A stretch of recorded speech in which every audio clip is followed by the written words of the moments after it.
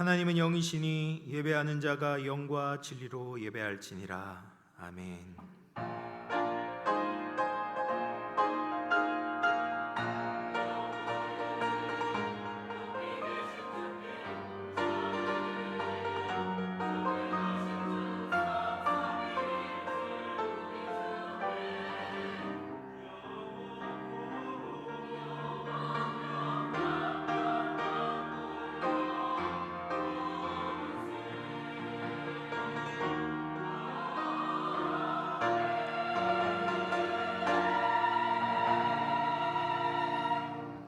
하나님 아버지 은혜와 사랑을 감사드립니다.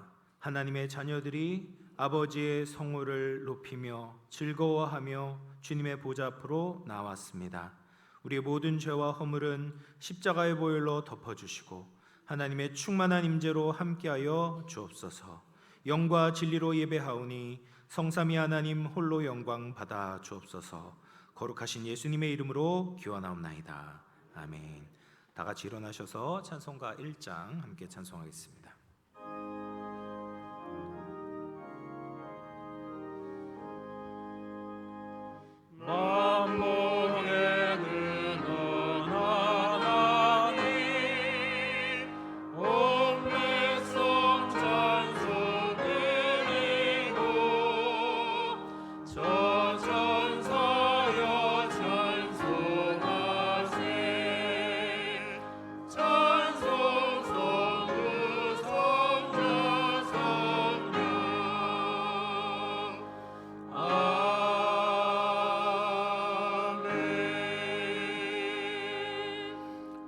성시교독 21번 시편 34편입니다. 내 여호와를 항상 송축하며 내 입술로 항상 주를 찬양하리이다. 내 영혼이 여호와를 자랑하리니 공고한 자들이 이를 듣고 기뻐하리로다. 나와 함께 여호와를 광대하시다 하며 함께 그의 이름을 높이세. 내가 여호와께 간구하매 내게 응답하시고 내 모든 두려움에서 나를 건지셨도다. 이 공고한 자가 부르짖음에 여호와께서 들으시고 그의 모든 환난에서 구원하셨도다. 여호와의 천사가 주를 경외하는 자를 둘러 진치고 그들을 건지시는도다. 너희는 여호와의 선하심을 맛보아 알지어다. 그에게 피하는 자는 복이 있도다. 너희 성도들아 여호와를 경외하라. 그를 경외하는 자에게는 부족함이 없도다. 함께 읽겠습니다. 젊은 사자는 궁핍하여 줄일지라도 여호와를 찾는 자는 모든 좋은 것에 부족함이 없으리로다. 아멘. 사도신경으로 우리의 신앙을 고백하겠습니다. 전능하사 천지를 만드신 하나님 아버지를 내가 믿사오며 그 외아들 우리 주 예수 그리스도를 믿사오니 이는 성령으로 잉태하사 동정녀 마리아에게 나시고 본디오 빌라도에게 고난을 받으사 십자가에 못 박혀 죽으시고 장사한 지 사흘 만에 죽은 자 가운데서 다시 살아나시며 하늘에 오르사 전능하신 하나님 우편에 앉아 계시다가 저리로서 산자와 죽은 자를 심판하러 오시리라. 성령을 믿사오며 거룩한 공회와 성도가 서로 교통하는 것과 죄를 사하여 주시는 것과 몸이 다시 사는 것과 영원히 사는 것을 믿사옵나이다. 아멘. 자리에 앉으셔서 찬송가 446장 함께 찬송하겠습니다.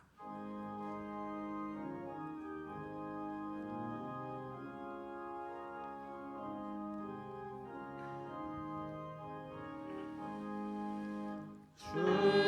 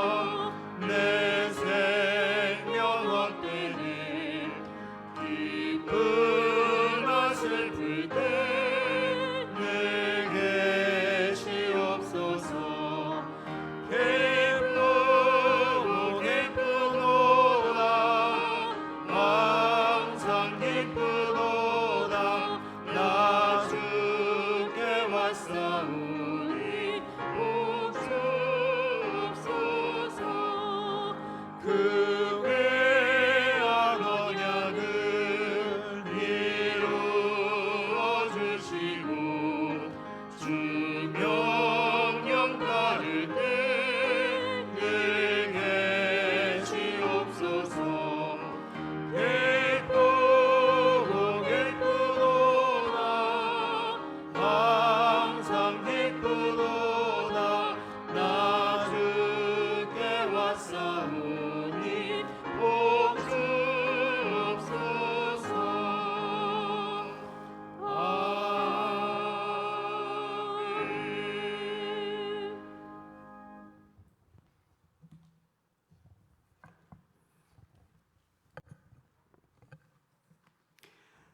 거룩하시고 존귀하신 여호와 하나님, 하나님께 찬송과 영광을 돌립니다. 부족한 우리들을 지켜주셔서 어느덧 이 한 해도 7월을 맞았습니다. 모든 것이 주님의 은혜임을 인정하며 오늘 복된 주일을 맞아 우리가 하나님께 나와 예배드립니다. 이 시간 우리가 예배할 때 영과 진리로 예배하며 우리 하나님께서 기쁘게 받으시는 산 제사와 같은 예배이기를 간절히 소원합니다.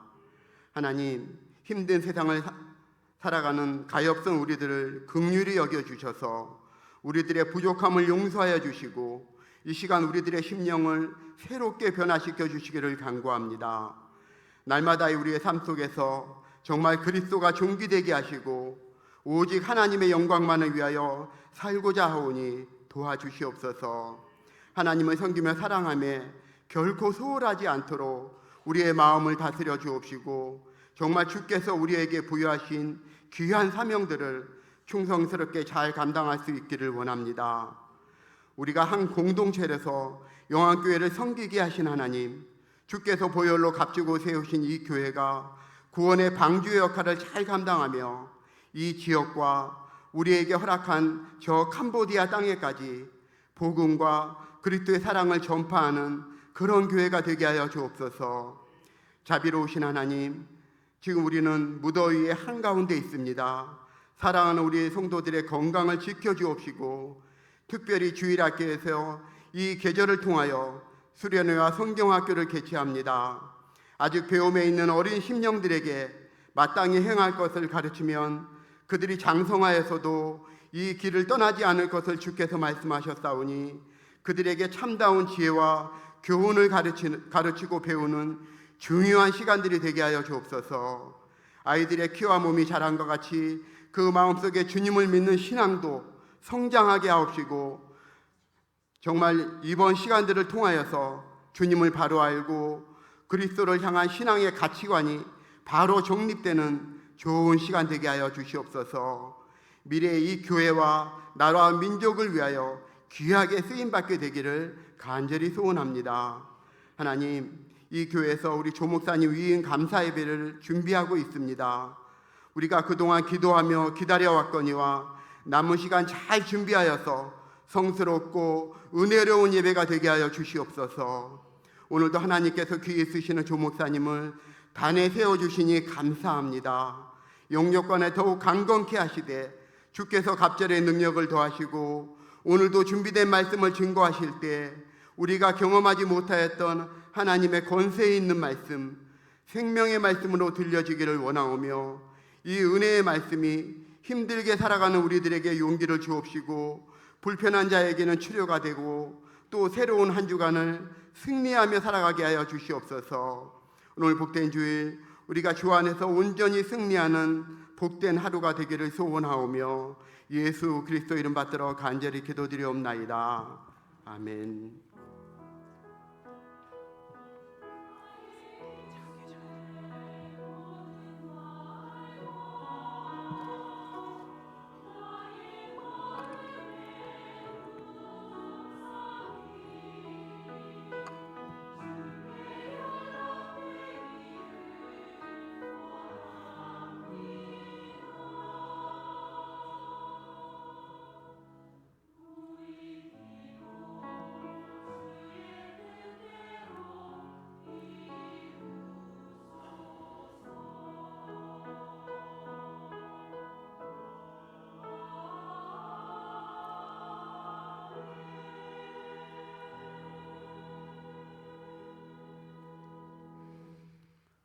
오늘 우리에게 주시는 하나님의 말씀은 베드로전서 1장 3절에서 12절입니다. 신약성경 377쪽입니다.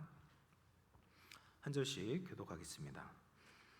우리 주 예수 그리스도의 아버지 하나님을 찬송하리로다. 그의 많으신 긍휼대로 예수 그리스도를 죽은 자 가운데서 부활하게 하심으로 말미암아 우리를 거듭나게 하사 산 소망이 있게 하시며 썩지 않고 더럽지 않고 새하지 아니하는 유업을 있게 하시나니 곧 너희를 위하여 하늘에 간직하실 것이라. 너희는 말세에 나타내기로 예비하신 구원을 얻기 위하여 믿음으로 말미암아 하나님의 능력으로 보호하심을 받았느니라.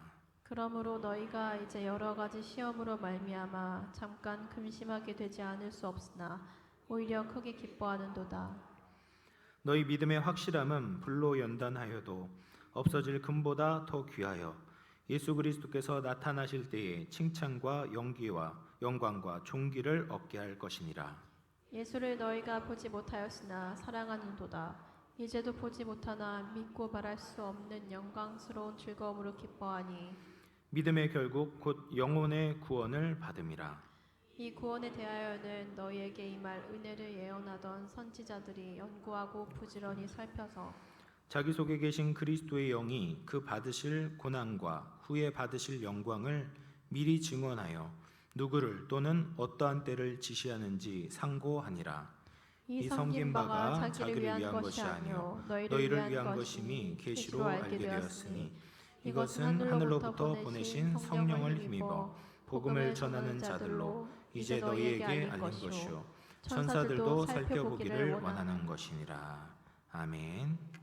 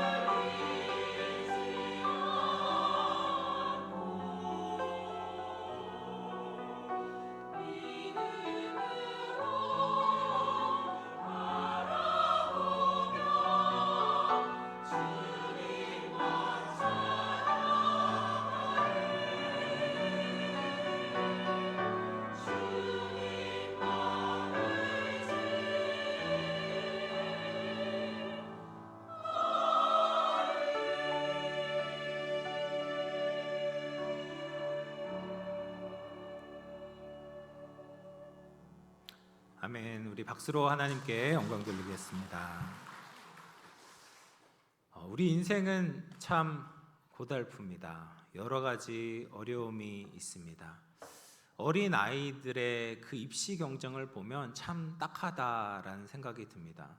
제가 어렸을 때만 해도 이렇지 않았던 것 같은데 요즘에는 정말 어렸을 때부터 치열한 경쟁 속에 힘들게 아이들이 살아가는 것처럼 보입니다. 또 요즘 현대인들을 보면 참 불쌍합니다. 급격하게 변화하는 이 환경 속에서 어떻게든지 적응하고 살아남기 위해서 쉴 새 없이 노력하고 발버둥치는 것을 보게 되죠. 그런데 이런 세상에 불안함과 초조함이 있어서 그것을 잊기 위해서 현대인들이 일시적인 즐거움 또 인위적인 즐거움을 찾는 것을 보게 됩니다.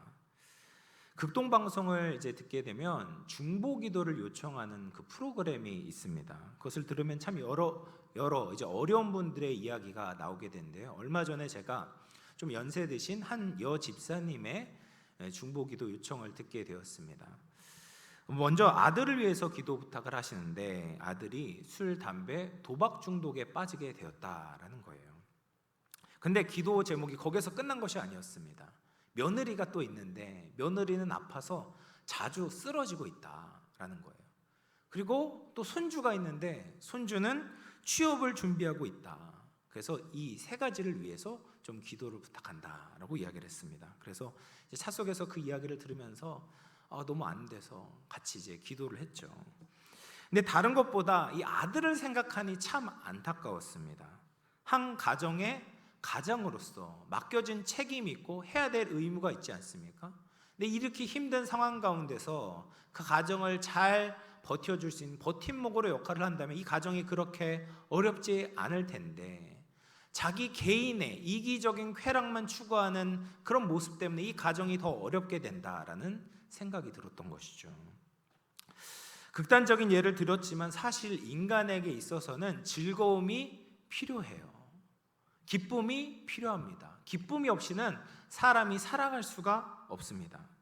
근데 우리가 마주하게 되는 현실에서는 이 즐거움을 찾기가 어려운 거예요. 그래서 현실을 도피해서 여러 가지 즐거움을 줄 수 있는 것들을 찾아다니는 것이죠.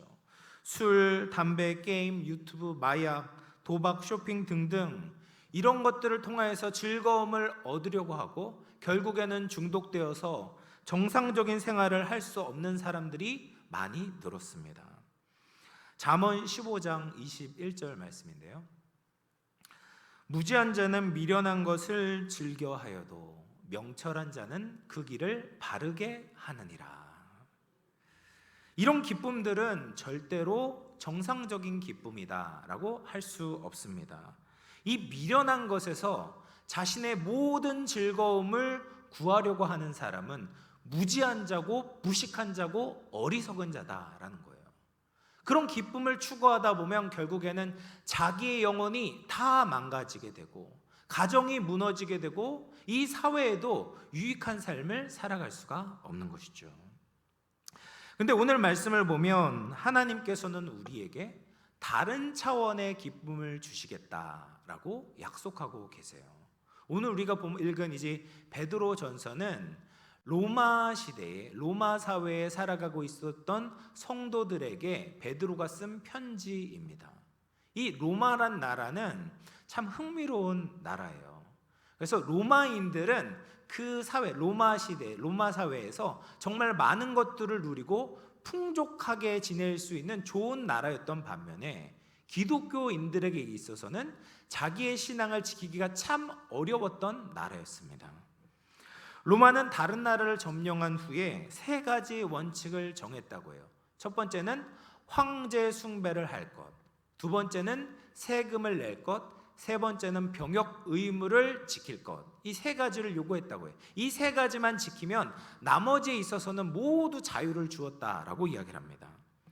그런데 왜 로마는 기독교인들을 그렇게 박해하고 죽였을까?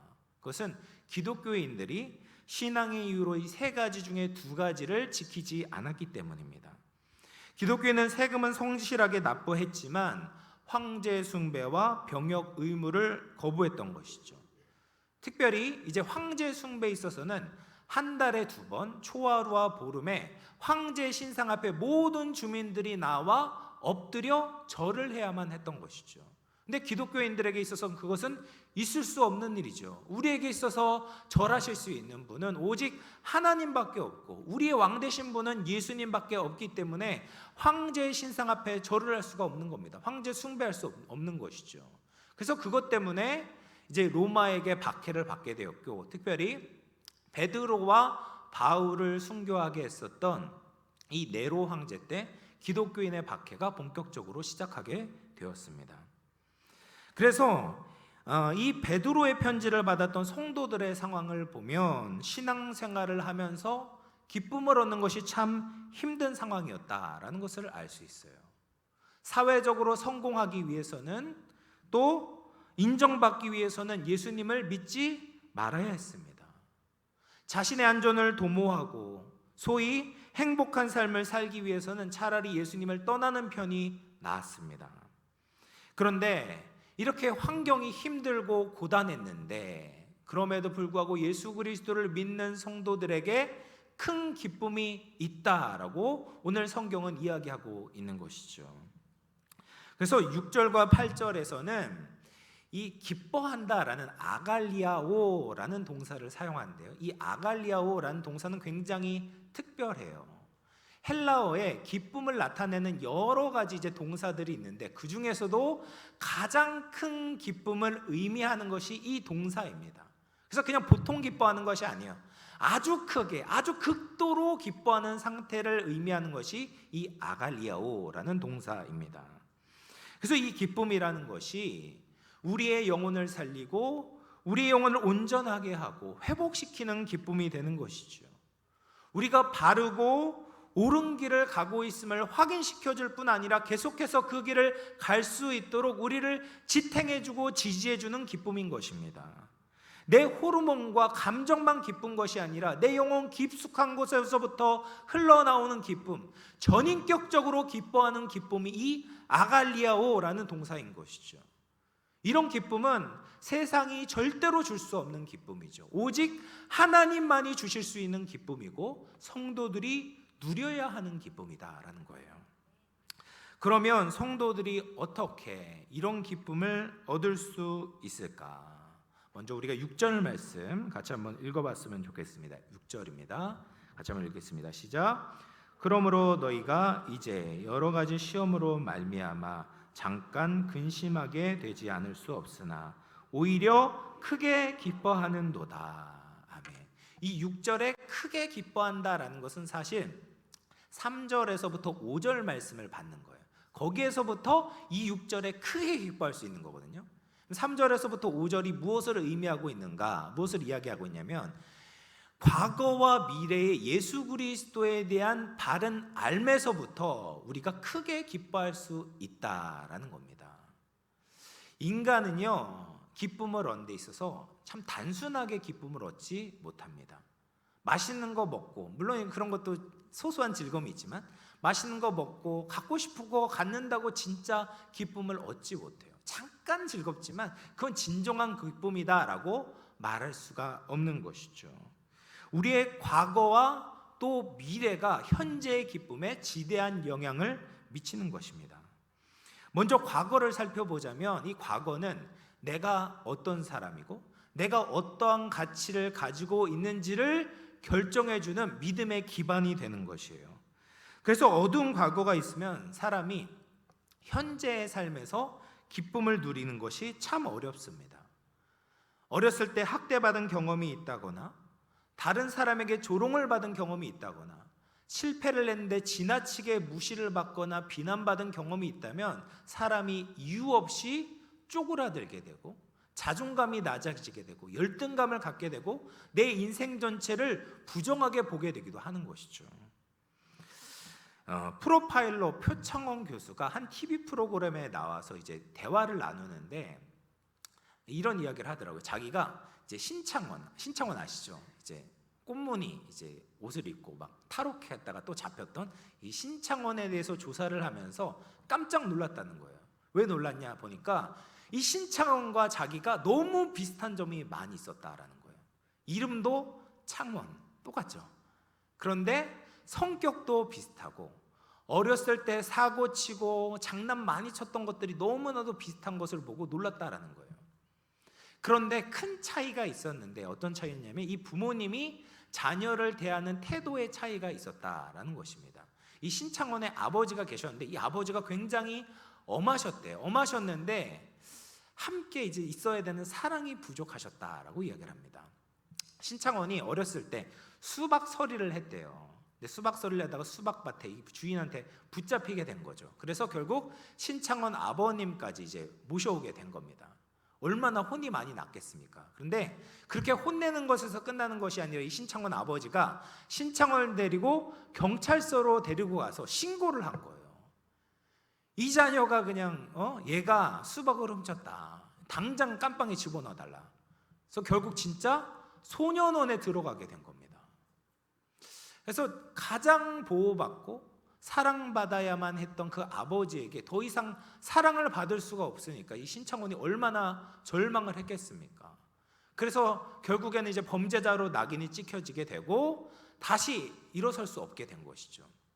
반면에 이제 표창원 교수는 똑같이 이 아버님, 부모님께서 엄하셨는데 근데 마지막에는 늘 이렇게 말씀하셔요. 나는 네가 좋은 사람이라는 것을 알고 있다. 난 널 믿고 있어. 이렇게 무한한 사랑과 격려를 주셨다고 해요.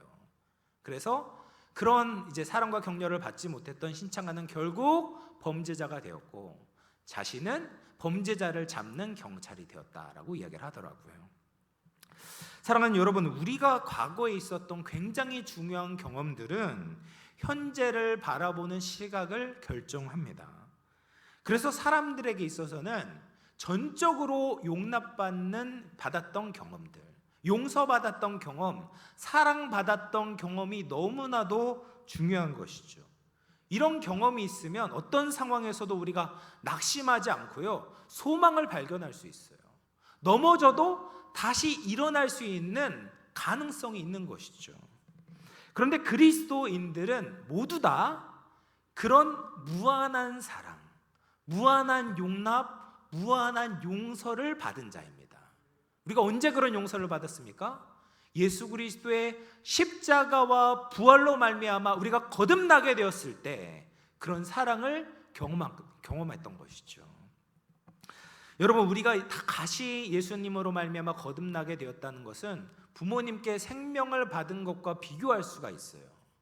우리가 부모님께서 우리를 사랑하시므로 말미암아 낳게 되었던 것처럼 예수님도 우리를 무한히 사랑하시고 일방적으로 사랑하시고 영원한 사랑으로 우리를 낳아주셨습니다. 우리 어머님께서 우리를 낳으실 때 정말 얼마나 해산의 수고, 너무나도 그 고통스러운 가운데서 우리를 낳으셨던 것처럼 예수님은 더한 고통으로 우리를 낳으셨던 것이죠.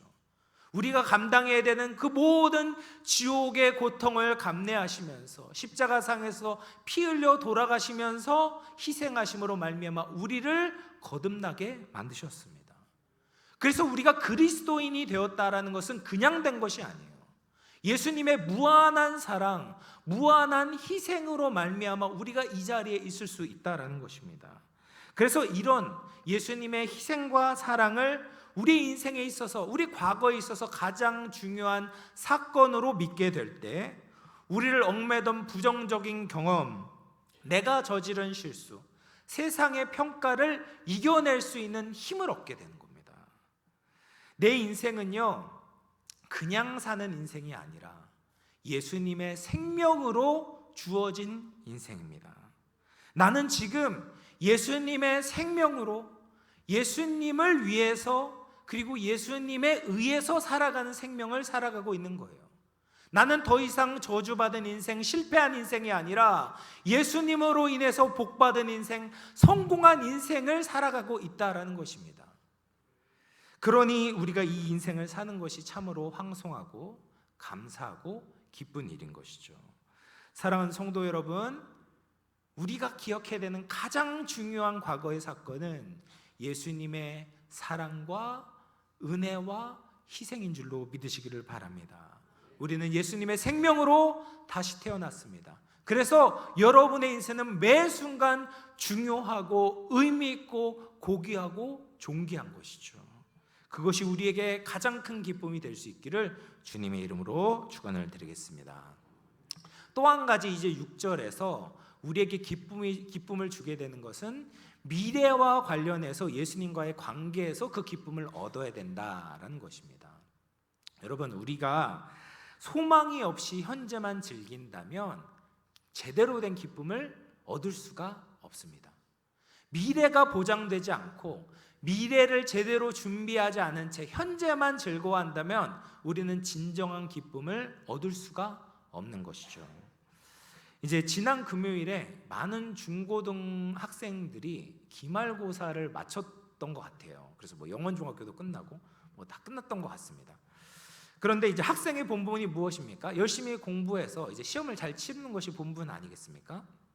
그런데 기말고사가 온다는 확실한 미래를 아는데도 불구하고 그것을 준비하지 않는 학생들이 있어요. 이제 공부를 못하는 애들이 보통 내일 시험이어도 오늘을 즐기면서 살지 않습니까? 오늘 막 친구 만나고 PC방 가고 내가 하고 싶은 거 다 합니다. 그러면 즐거움이 있어요. 즐겁죠. 그거 할 때 즐겁습니다. 그런데 즐거움이 진짜 기쁨은 아니에요.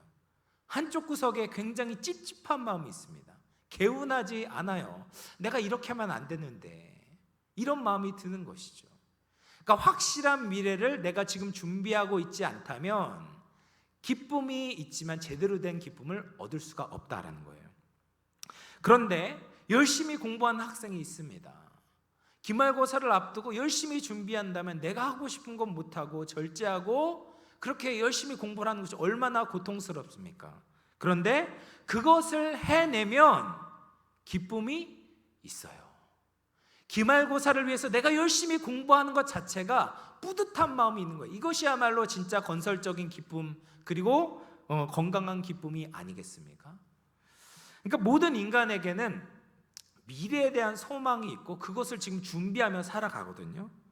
그런데 그 소망이, 우리가 가지고 있는, 세상이 가지고 있는 소망은 다 이루어지는 것은 아닙니다. 부자가 되고 싶어서, 또 건강하고 싶어서, 또 성공하고 싶어서 그런 소망을 가지고 이 현재를 열심히 살아가지만 그것이 반드시 이루어지는 것은 아니에요. 왜냐하면 여러 가지 변수가 있어요. 그런 소망은 불확실한 소망이다라고 정의한다면 오늘 우리에게 주신 말씀을 보면 산소망이 있다라고 말씀을 해요. 산소망이 있다. 산소망은 뭐냐면 100% 확실히 이루어지는 소망이에요. 우리의 인생에 있어서 이것은 절대 피하지 못하고 반드시 마주해야 되는 미래가 있는데 그 미래를 위해서 잘 준비하는 것이 진짜 소망이고 진짜 기쁨이 있다라는 것이죠. 그것이 무엇입니까? 그것은 우리가 반드시 죽음을 맞이해야 된다라는 겁니다. 여러분, 우리가 다 아는 것 무엇입니까? 우리는 다 죽어요. 일찍 죽는 사람이 있고 약간 늦게 죽는 사람이 있지만 100년 안에 여기에 모여있는 우리, 저를 포함한 여기에 모여있는 우리는 다 죽게 됩니다. 근데 죽는 것으로 끝나는 것이 아니라 예수님의 심판을 앞두고 있습니다. 이 세상을 살아가면 완전히 공평하지 않아요. 때로는 불공평하고 때로는 억울한 일을 당할 때가 있습니다. 그런데 우리가 심판을 받을 때 정의로우신 예수님께서 공정하게 모든 것을 판결하십니다. 하나님의 말씀대로 주님을 위해 살아간 자들은요 상급을 받게 되고, 그렇지 않고 믿음 없이 살아가는 자들은 결국 심판을 받게 되는 것이죠. 이것은 절대적으로 확실한 일입니다. 이 확실한 미래를 위해서 지금 이 순간을 준비하며 살아가는 것이죠. 예수님 앞에 서게 될 것을 준비하며 산 소망을 가지고 살아가게 될 때 힘들고 고통스럽지만 우리의 영혼이 참 기쁨을 얻게 된다라는 말입니다. 중독 연구자인 워런 비클이라는 사람이 있어요. 그런데 이 워런 비클이라는 사람과 동료들이 마약에 중독된 사람과 건강한 사람들을 비교하여서 이제 조사하기 위해서 다음 문장을 완성하라라고 질문을 했다고 해요. 그 문장이 뭐냐면, 정신을 차리고 나서 어떤 사람은 자신의 미래를 생각하기 시작했다. 그가 기대했던, 그가 생각했던 미래는 얼마만큼의 시간인가를 물어본 거예요. 그랬더니 마약에 중독된 참가자들은 그 미래를 평균 9일이라고 대답했어요. 정신을 차리고 어느 정도의 미래를 생각하냐면 9일 정도의 미래를 생각한 거예요. 그런데 건강한 사람들은 그 미래를 평균 4.7년이라고 대답을 했습니다. 그러니까 현재의 쾌락, 지금 당장의 일시적인 쾌락만 추구하는 사람은 그만큼 미래를 짧게 밖에는 못 보게 되는 거예요. 건강한 사람일수록 더 먼 미래를 바라보면서 현재를 잘 준비하며 살아간다라는 것입니다. 그러면 여러분이 미래를 생각한다면 어디까지 생각하시겠습니까? 정신을 차리고 내 미래를 생각한다면 우리는 어디까지 생각해야 됩니까? 주님 다시 만날 그때, 주님 다시 오실 그때, 주님 앞에 서게 될 때를 생각하며 우리의 미래를 그려보아야 되는 것이죠. 그것이 예수님을 믿는 우리가 가지고 있는 능력인 것입니다. 예수님을 믿는 사람들은 영원이라는 긴 시각을 가지고, 긴 호흡을 가지고 현재를 살아내는 지혜로운 사람입니다.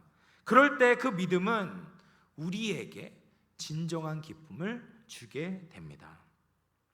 그래서 이 6절이 말하는 기쁨, 이 기쁨은요, 우리가 고난 가운데 있을 때 우리의 믿음을 지탱해 주는 기쁨이 됩니다.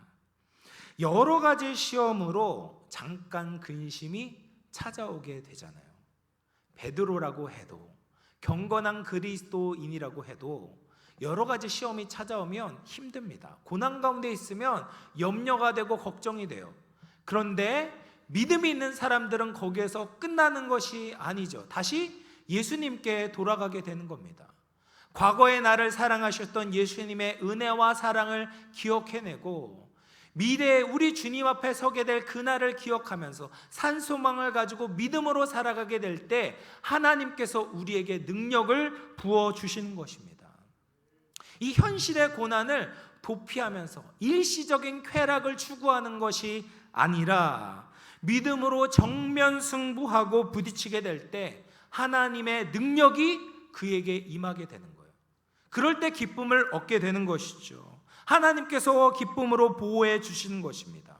이것이 예수님 안에 기쁨을 누리는 성도의 모습인 것입니다. 사랑하는 성도 여러분, 고난 가운데 힘들어하시는 분들이 계십니까? 예수님 안에서 크게 기뻐하시기를 축복합니다. 예수님께서 우리에게 행하신 그 은혜와 사랑을 기억하시고 또 다시 오실 예수님을 위해 믿음으로 사는 그 큰 기쁨을 누릴 수 있는 우리 모든 성도님들 되시기를 주의 이름으로 축원을 드리겠습니다. 그래서 이 6절의 기쁨이 고난 가운데 있는 성도들을 지탱해 주는 기쁨이었다고 한다면 8절에 또 한 번의 기쁨을 이야기하고 있어요. 그래서 8절 말씀 우리 한번 읽어보도록 하겠습니다. 시작. 예수를 너희가 보지 못하였으나 사랑하는도다. 이제도 보지 못하나 믿고 말할 수 없는 영광스러운 즐거움으로 기뻐하니.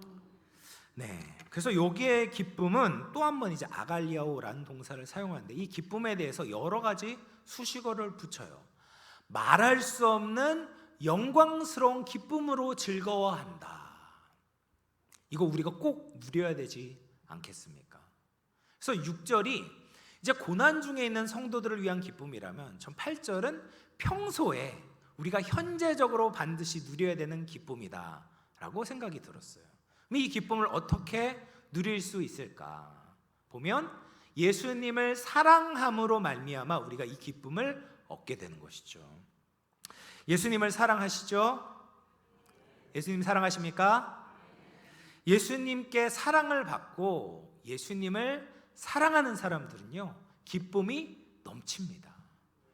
우리가 사람하고도 사랑을 하면 기쁘잖아요. 내가 누구를 사랑하고 그 사람의 사랑을 받으면 그렇게 기쁨이 넘치게 돼요. 그래서 우리는 우리 주위에 있는 사람들을 사랑해야 돼요. 우리 가족을 사랑하고 친구를 사랑하고 내 옆에 있는 우리 주위 성도들을 사랑해야 됩니다. 그런데 사람을 사랑하는 것에 있어서 거기에서 멈추는 것이 아니라 우리가 하나님 사랑과 예수님의 사랑이 기초가 되어서 우리 이웃들을 사랑할 때 이 기쁨이 넘치게 되는 거예요. 그래서 마태복음 22장 말씀을 보면 한 율법사가 예수님께 찾아와서 묻지 않습니까? 선생님, 어떤 계명이 가장 큰 계명입니까? 그러니까 예수님께서 대답을 하세요. 마태복음 22장 37절 말씀에 예수께서 이르시되 내 마음을 다하고 목숨을 다하고 뜻을 다하여 주 너의 하나님을 사랑하라 하셨으니 이것이 크고 첫째 되는 계명이요 둘째도 그와 같으니 내 이웃을 내 자신같이 사랑하라 하셨으니 이 두 계명이 온 율법과 선지자의 강령이니라. 아멘. 그래서 하나님을 사랑하고 예수님을 사랑하는 것이 크고 근본적이고 첫째 되는 계명이 되는 것이죠. 그 사랑에서부터 흘러나와서 이웃을 사랑하게 될 때 우리는 인간으로서 마땅히 해야 되는 가장 중요한 하나님의 말씀을 지키면서 하나님이 우리에게 주시는 말할 수 없는 영광스러운 기쁨을 누리게 되는 것입니다. 그런데 우리가 예수님을 사랑하는 데 있어서 걸림돌이 있어요. 그 걸림돌은 보이지 않는다라는 거예요. 보이지 않아요. 베드로야 예수님과 지근거리에서 오랜 시간 만나고 많은 추억이 있지 않습니까? 실제적으로 만났죠.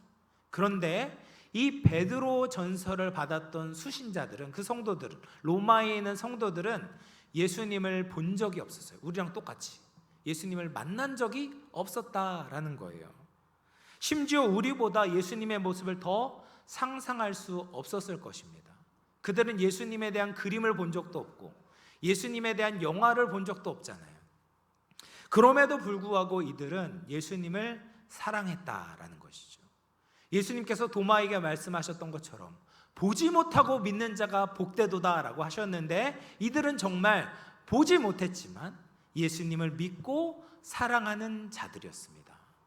그러면 어떻게 예수님을 본 적이 없는 이들이 예수님을 믿고 사랑할 수 있었는가?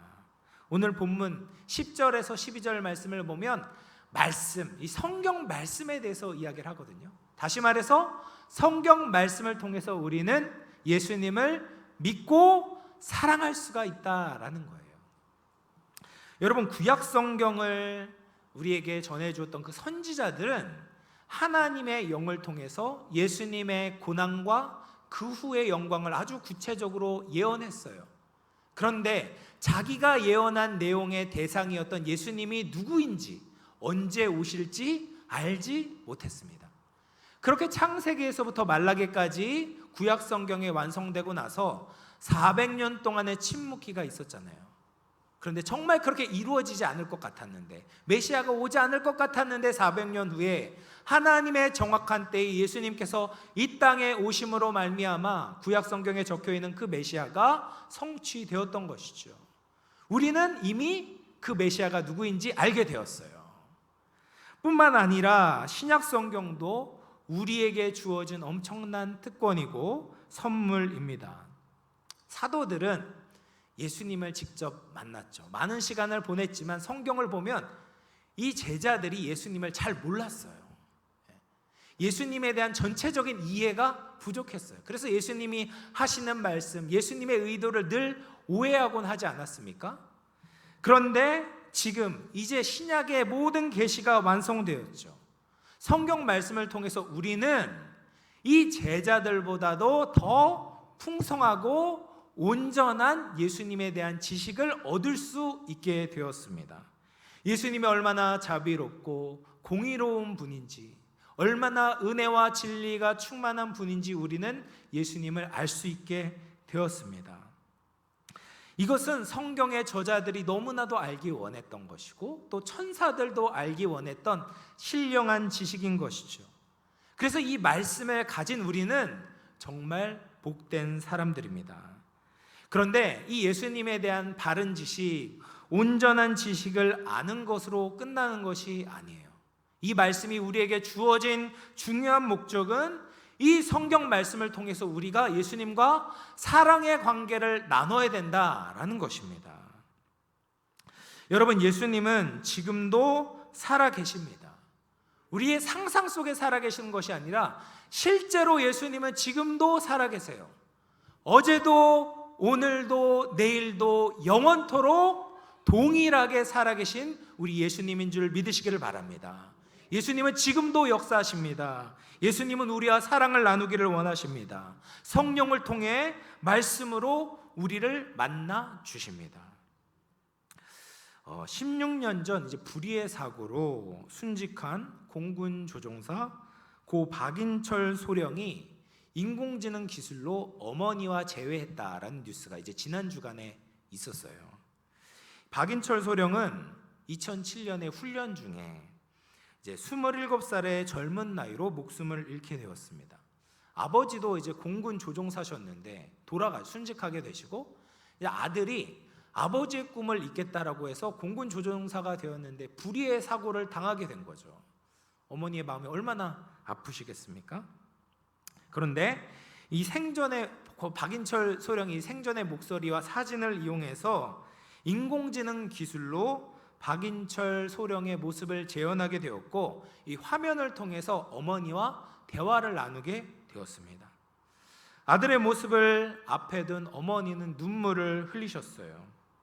그런데 우리가 냉정하게 볼 때 AI 기술로 생전의 아들의 모습을 만난 어머니는 사실 진짜 아들을 만난 것은 아닙니다. 어머니의 마음에 애틋한 사랑이 남아있지만 더 이상 아들과 현재의 사랑을 나눌 수가 없어요. 왜냐하면 이미 아들은 죽었기 때문입니다. 더 기술이 발전해가지고 저랑 똑같은 기억을 가지고 있고, 저랑 똑같은 말투를 가지고, 저랑 똑같은 외모를 가진 로봇이 나타난다고 해도 그 로봇은 제가 아니에요. 왜 그렇습니까? 저에게 있는 가장 중요한 이 영혼이 그 로봇에게는 없기 때문에 그렇습니다. 그런데 예수님은 지금 살아계세요.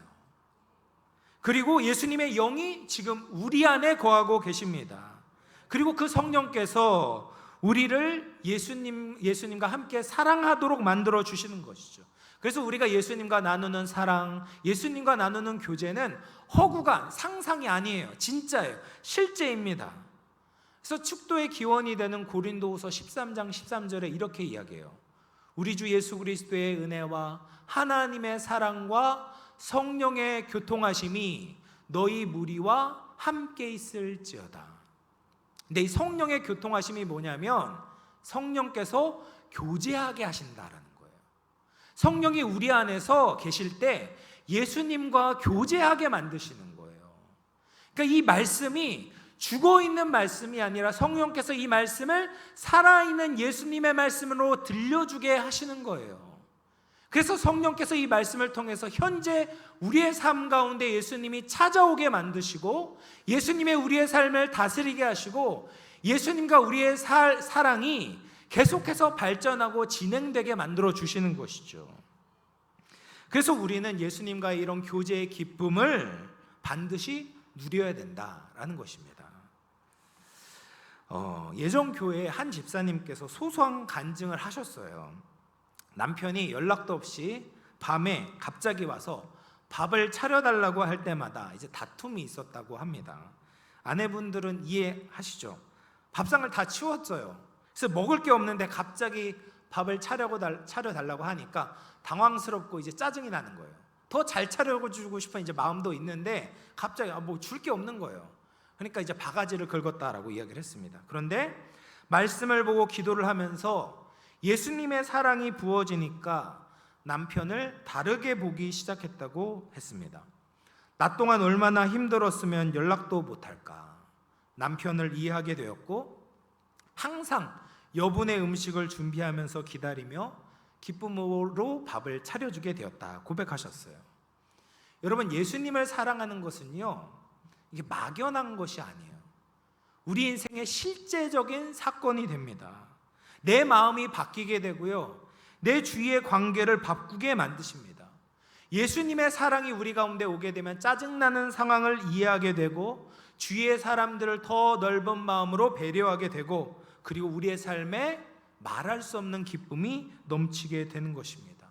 이것이 우리가 예수님과 교제하며 누려야 하는 기쁨인 것이죠. 그러기 위해서 여러분, 우리는 말씀을 읽어야 됩니다. 말씀을 부지런히 묵상해야 됩니다. 개인적으로 예수님을 만나야 되는 것이죠. 그럴 때 예수님과 진정으로 동행하는 삶을 살게 됩니다. 예수님과 우리의 사랑의 스토리가 계속해서 쓰여지게 되는 것이죠. 성령으로 말씀을 통해 보이지 않는 예수님을 믿고 사랑하게 될 때 말할 수 없는 영광스러운 기쁨을 얻게 될 줄로 믿습니다. 우리 마지막으로 하박국 3장 18절 말씀 같이 한번 읽어보겠습니다. 시작. 나는 여호와로 말미암아 즐거워하며 나의 구원의 하나님으로 말미암아 기뻐하리로다. 아멘. 사랑하는 성도 여러분, 이것이 우리가 누려야 하는 기쁨입니다. 세상이 알 수도 없고 누릴 수도 없는 기쁨이죠. 예수님께 사랑받은 자로서 내 안에 솟아나는 근원적인 기쁨, 다시 만날 예수님을 기다리며 산 소망을 가지고 믿음으로 얻게 되는 그 큰 기쁨, 그리고 현재 지금 예수님과 사랑의 교제를 나누면서 얻게 되는 말할 수 없는 영광스러운 기쁨을 우리가 누려야 되는 것이죠. 세상에서 얻을 수 있는 그 얕은 쾌락에 우리의 목을 매지 마시길 바랍니다. 그 쾌락의 이면에는 더 큰 고통이 기다리고 있습니다. 우리가 예수님과 함께 살아가게 되면 조금 불편한 것 같고 힘든 것처럼 보여도 그 안에 우리의 영혼의 목마름을 해결해 줄 수 있는, 우리 주위를 아름답게 밝혀줄 수 있는 진짜 기쁨을 얻을 수 있습니다. 주님 주시는 이 말할 수 없는 영광스러운 기쁨을 누리면서 힘든 세상 믿음으로 승리할 수 있는 우리 모든 영암의 성도님들 되시기를 주의 이름으로 축원을 드리겠습니다. 우리 말씀 생각하면서 한번 기도하도록 하겠습니다. 여러분, 예수님 안에 기쁨을 누리고 계십니까?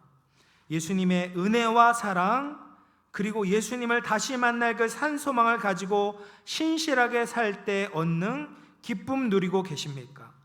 또 예수님과 말씀으로 만나고 사랑할 때 누리게 되는 그 영광스러운 기쁨을 누리고 계십니까? 성도 여러분, 예수님 믿는 기쁨이 넘치기를 축복합니다. 그러기 위해서 우리가 말씀으로, 믿음으로 돌아가야 합니다. 주님 세상의 쾌락에 한눈 팔지 말고 주님 주시는 이 큰 기쁨 충만하게 하여 주시옵소서. 우리 말씀을 생각하면서 한번 기도하도록 하겠습니다. 하나님 아버지, 사랑하는 성도들에게 하나님만이 주실 수 있는 신령한 기쁨을 주시기를 원합니다. 그 큰 기쁨, 극도의 기쁨, 말할 수 없는 영광스러운 기쁨을 누리며 이 땅을 믿음으로 살기를 원합니다. 하나님 아버지, 이 세상에 죽은 그 얄팍한 쾌락, 내 정욕과 욕심만 채우는 그 쾌락으로 말미암아 우리가 우리 영적 눈을 잃어버리는 것이 아니라 하나님 예수님과 그 관계에서부터 얻게 되는 그 놀라운 기쁨을 누리며 믿음으로 삶을 살아가는 모든 우리 영암의 성도들 되게 하여 주시옵소서. 하나님, 주님을 위해 살길 원합니다. 주님 주신 그 사랑과 기쁨으로 살길 원합니다. 그럴 때 하나님, 우리의 영혼이 살아나게 되고 우리의 관계가 살아나게 되고 우리가 복된 하나님의 백성답게 살아가게 될 줄로 믿습니다. 그렇게 기쁨으로 하나님이 세상 가운데 승리하며 살아가는 모든 주의 권속들 되게 하여 주시옵소서. 하나님 아버지, 감사합니다. 우리가 예수님 안에 기쁨을 누리기를 간절히 원합니다. 이 각박한 세상 가운데, 이 힘든 세상 가운데 진정한 기쁨의 근원 되신 예수님을 얻고 그 안에서 축복받은 나를 발견하도록 우리의 믿음의 눈을 열어 주시옵소서. 말씀 안에 더욱 주님을 사랑하며 주님과의 깊은 사귐으로 영광스러운 기쁨을 얻도록 은혜 내려 주시옵소서. 감사드리오며 거룩하신 예수님의 이름으로 기도하옵나이다. 아멘. 찬송가 191장 찬송하시면서 준비하신 예물 하나님 앞에 봉헌하겠습니다.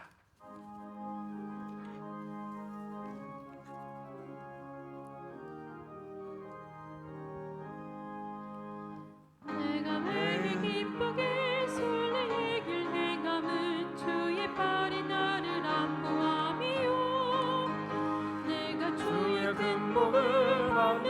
모든 비결은 주의 영이 함께함이라. 성령의 계시네 할렐루야 함께하시네.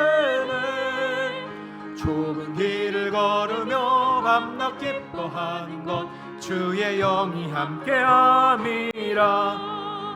전에 죄에 빠져서 평안함이 없을 때 예수 십자가의 공로 힘입어 그 발 아래 엎드려 참된 평화 얻은 주의 영이 함께함이라. 성령의 계시네 할렐루야 함께하시네.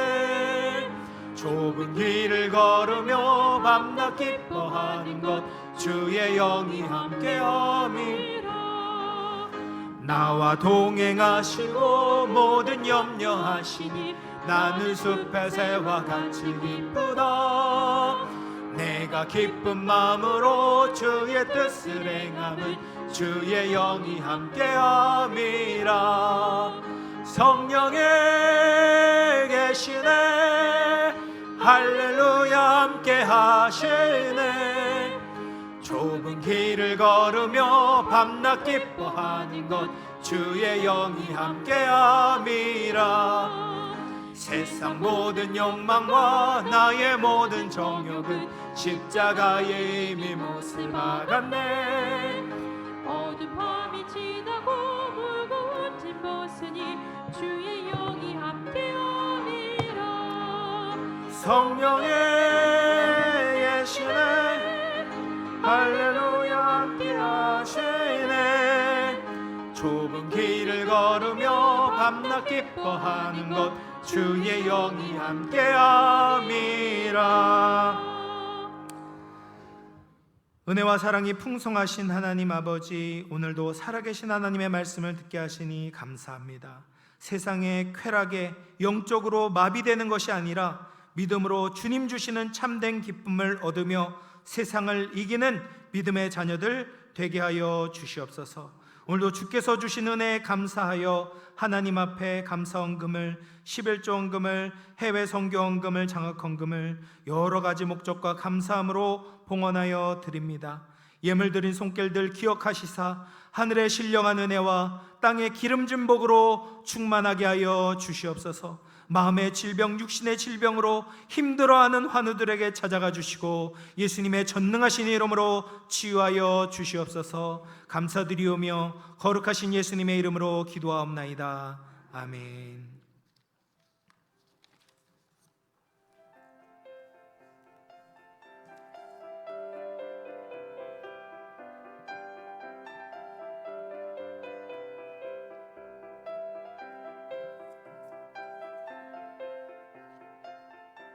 (7월의) 두 번째 주일 교회 소식 전해드립니다.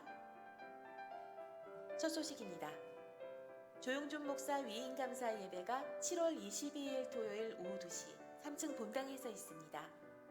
함께 나누는 감사의 시간 되시기 바랍니다. 두 번째 소식입니다. 미래세대주일학교 여름행사 일정 안내입니다. 다음 내용과 일정을 참고하시고 다음 세대를 위한 아낌없는 기도와 후원을 부탁드립니다. 모임 안내입니다. 권사의 원래회가 오늘 오후 2시 지하 소예배실에서 있습니다. 교우동정입니다. 조용준 목사 소방교육 일정이 7월 10일부터 14일까지 수원에서 있습니다. 환우들을 위해 기도해 주시기 바랍니다.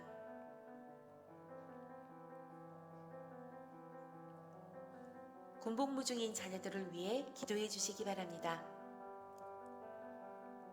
금주 식당 성기미는 이경순 권사 가정입니다. 꽃꽂이 성기미는 이원재 집사, 문희연 권사 가정입니다. 네, 여러분, 제가 이제 소방교육을 받게 됐습니다.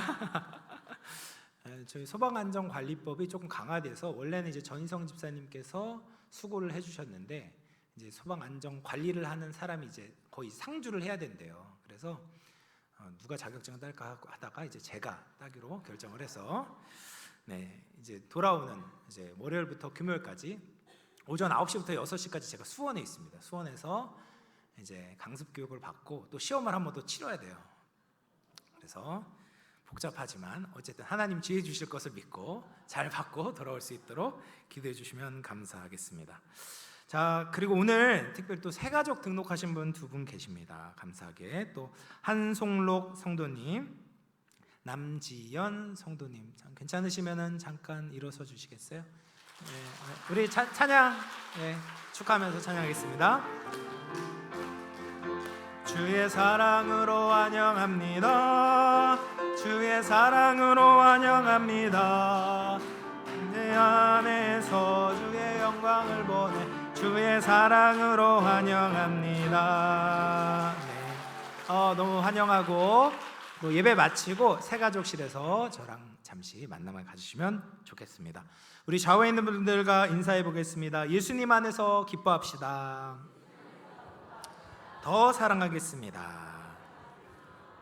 다 같이 일어나셔서 찬송가 38장 1절만 찬양하겠습니다.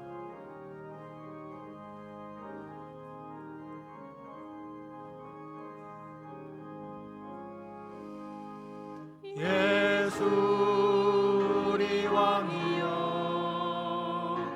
이곳에 오셔서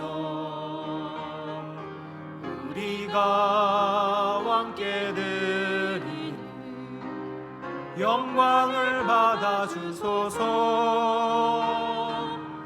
우리는 주님의 백성 주님은 우리 왕이라 왕이신 예수님 오셔서 좌정하사 다스리소서.